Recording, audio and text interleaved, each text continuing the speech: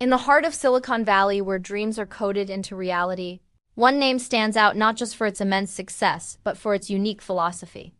This is the story of Marc Benioff, the visionary behind Salesforce, a man who redefined the landscape of cloud computing and corporate philanthropy. Born in San Francisco in 1964, Marc was surrounded by the burgeoning tech scene from an early age. His family lived just a stone's throw away from the garage where Hewlett-Packard was born. His father ran a local department store, instilling in him a strong work ethic and a sense of community. By high school, Marc was already a budding entrepreneur. He developed his first piece of software, How to Juggle, and sold it for $75. This wasn't just a hobby. It was the start of a lifelong passion. He founded a company called Liberty Software at just 15, creating and selling games for the Atari 8-bit computer. By the time he was 16, he was earning enough royalties to pay for his college education. His journey led him to the University of Southern California, where he interned at Apple during his summer breaks. Working under the legendary Steve Jobs, Marc was captivated by the spirit of innovation and the relentless pursuit of perfection that defined Apple. It was a formative experience, teaching him that technology could be more than just functional. It could be beautiful, intuitive, and world-changing. After graduating, he joined a company that was quickly becoming the titan of the database world, Oracle.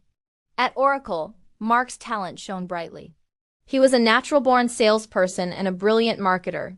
He quickly rose through the ranks, becoming the company's youngest-ever vice president at the age of 26. He was living the corporate dream with a corner office, a hefty salary, and all the perks that came with it. He was a star performer in a company run by the famously competitive Larry Ellison. But despite the incredible success, something felt missing. He felt a growing sense of unease, a feeling that his life was becoming purely about the relentless pursuit of profit. The turning point came in the late 1990s. Feeling burnt out, Marc took a sabbatical. He traveled to India with a friend, seeking inspiration and a new perspective. There, he met a spiritual leader who asked him a simple but profound question. What was his purpose beyond his career? This question resonated deeply. He realized he wanted to build a company that was not only successful, but also made a positive impact on the world.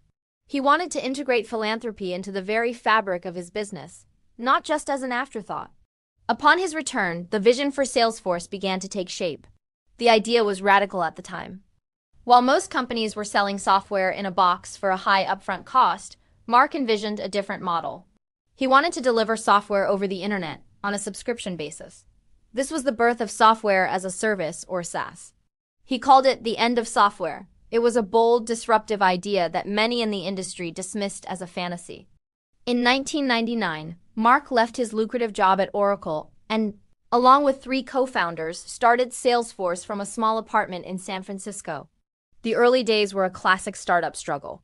They worked tirelessly, fueled by a shared belief in their revolutionary idea. Marc was not just the CEO. He was the chief evangelist, tirelessly promoting his vision of a cloud-based future. He was a master of guerrilla marketing, staging mock protests at his competitors' conferences and famously declaring no software as his company's battle cry. But beyond the clever marketing and disruptive technology, Marc was building something different. From day one, he implemented the 1-1 model of integrated philanthropy. This meant pledging 1% of the company's equity, 1% of its product, and 1% of its employees' time to charitable causes. It was a revolutionary concept, embedding a social mission into the DNA of a for-profit enterprise. He believed that businesses could be the greatest platforms for change. The industry was skeptical. Competitors laughed and investors were wary, but customers loved it. Small and medium-sized businesses who couldn't afford the exorbitant costs of traditional enterprise software flocked to Salesforce's affordable, accessible model. The company's growth was explosive. It went public in 2004, and its stock soared, validating Marc's vision and proving that you could do well by doing good. As Salesforce grew into a global behemoth, Marc's influence extended far beyond the tech world. He became a leading voice for what he calls stakeholder capitalism, the idea that companies have a responsibility not just to their shareholders, but to all of their stakeholders, employees, customers, partners, communities, and the planet.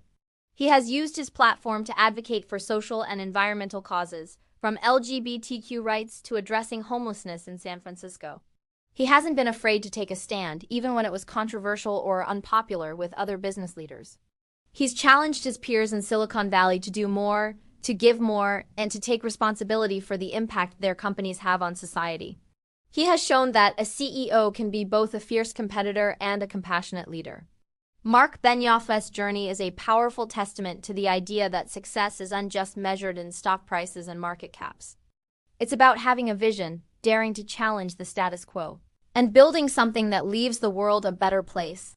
From a teenage gamer coding in his bedroom to a global leader reshaping the role of business in society, his story is not just about building a billion-dollar empire. It's about building a legacy of innovation, integrity, and impact. It's a reminder that the most profound innovations are not always in technology, but in the way we think, the way we lead, and the values we choose to live by.